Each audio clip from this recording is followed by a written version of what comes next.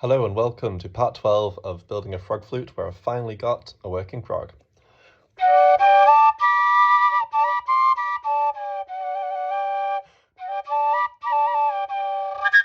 Last week when testing with this shell frog flute, which had an okay sound, I came to the conclusion that it's almost certainly the surface and the thickness of the wall around the tube that's causing the issues.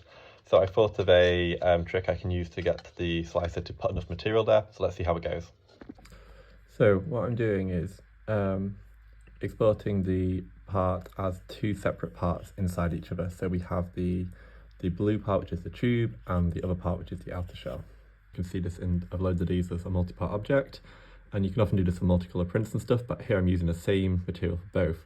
But the key thing is that now I can take my inner tube, which I think is this one, and I can give it 100% infill density. So this just basically means that the tube itself will have a really solid outer wall, but then the remainder of the part can have really low, so 5% infill density. So if I show you this after slicing, you can see that, yeah, it kind of looks quite similar to the original internals, but if I zoom right in, you can see we get often up to 5 or so, 6 layers on the outside, so it's really solid tube. And I can probably do some optimization to actually use less filament, and we really don't need all of these layers. So here is it out of the printer, and yeah, it printed fine, looks very much like all the other ones. However, most importantly,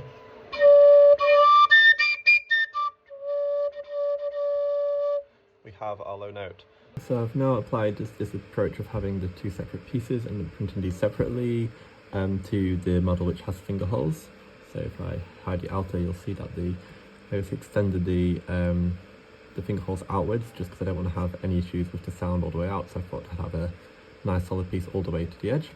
And then to try and mitigate any possible issues with the sound holes being too high, I've kind of done these like dig-in finger grip bits on the sound holes, which I think will kind of be nice for ergonomics too, but hopefully will mean I get a good sound. So hoping that this is the one.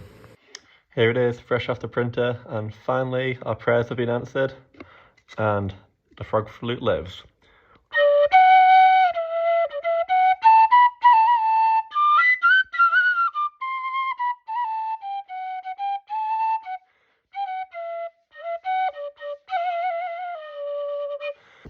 So now that the sound's working, in the next episodes I'll get it all in tune by tweaking the placement of the holes, and then I'll build the 3D frog design around it, and yeah, start to make it look good.